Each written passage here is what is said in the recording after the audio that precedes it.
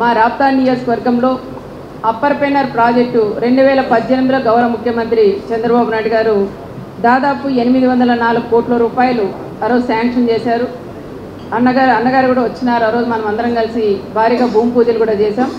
కానీ కొంతవరకు వర్క్ అయిన తర్వాత మళ్ళా ఒక సైకో ప్రభుత్వం రావడం వల్ల ఎక్కడేసింది ఇప్పుడు అన్నగారు కూడా చెప్తున్నారు, మన ఎమ్మెల్సీ గారు అప్పుడు బాగా చేసాం, మేము ఇచ్చిన ఆంధ్రని ఇవ్వ కదా అని. మీరు ఇచ్చిండొచ్చు కానీ పూర్తి చేసింది అది మా ప్రభుత్వం, మా నాయకుడు చంద్రబాబు నాయుడు గారు అని మా ఎమ్మెల్సీ అన్నగారు కూడా చెప్తున్నాం. అన్న మీ ప్రభుత్వం ఉన్నప్పుడే కంటిన్యూ చేసింటే కూడా ప్రాజెక్ట్ అయిపోయిండు, కానీ అది చంద్రబాబు నాయుడు గారు ఇచ్చారు. సునీతమ్మ వాళ్ళ దాంట్లో ఉండాలని గతంలో కూడా అన్నీ కూడా ఆపేసి కనీసం ఒక్క పార్త కూడా మట్టి కూడా తీసేసిన పరిస్థితులు కూడా ఆ రోజు లేవు. అందుకనన్నా ఆ రోజు మన ప్రభుత్వం మీద కానీ మన మీద ఉండే నమ్మకంతో రైతులు కూడా భూములు ఇచ్చారు. దాదాపు 400 మంది రైతులు కూడా ఇంతవరకు మనం భూమికి ఎవరికి కూడా డబ్బులు కూడా ఇవ్వలేదు. ఎక్కడైనా మేము ఆ గ్రామాలకు వెళ్తే అందరూ కూడా వచ్చేస్తున్నారు మా దగ్గరికి.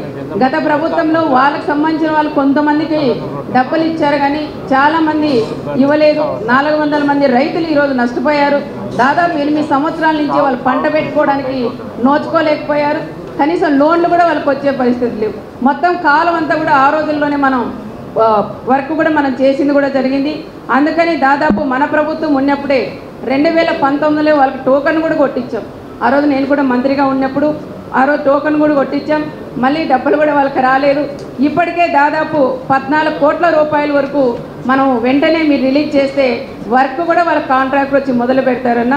దయచేసి మీరు కూడా మా మీ దయతెలిసి ఎందుకంటే డబ్బులన్నీ మీ చేతుల్లో ఉంటాయి, అంటే మీ పరిస్థితి కూడా ఇబ్బందికరంగా ఉంటుంది. అయినా సునీతమ్మ అడిగిందని కూడా మీకు కూడా తెలియజేసి తప్పకుండా మాకు రైతులకి 14 కోట్ల రూపాయలు వెంటనే శాంక్షన్స్ రిలీజ్ చేయించాలని ప్రత్యేకంగా మన కేశవాన్న గారిని ఇన్ఛార్జ్ మంత్రి గారిని అడుగుతున్నాం. దాంతోపాటు ఇంకా 100 కోట్ల రూపాయలు మనకి రావాలన్నా అదే దాంతోపాటు ఇంకా మన కాలు కూడా పూర్తి చేయాలా. గత ప్రభుత్వంలో 3 ప్రాజెక్టులు మనం తెచ్చింటే గొల్లపల్లి మన సోమరాన్పల్లి రిజర్వాయర్ కానీ ఇవన్నీ కూడా పుట్టకరం తీసుకొస్తే అవన్నీ కూడా క్యాన్సిల్ చేసి పుట్టకరం క్యాన్సిల్ చేసి 3 రిజర్వాయర్లు వాళ్ళు పెట్టారు కానీ ఆ రోజు ఎక్కడో ఉండి సీఎం గారు ఆ రోజు ఆన్ చేశారు కానీ ఇంతవరకు అక్కడ ఒక్కరు వర్క్ కూడా కాలేదు. తిరిగి ఏవైతే క్యాన్సిల్ చేశారో ఆ వర్క్ మాకు ఇప్పించి ఒకవేళ ఇప్పియాలని మేము కోరుకుంటున్నాం.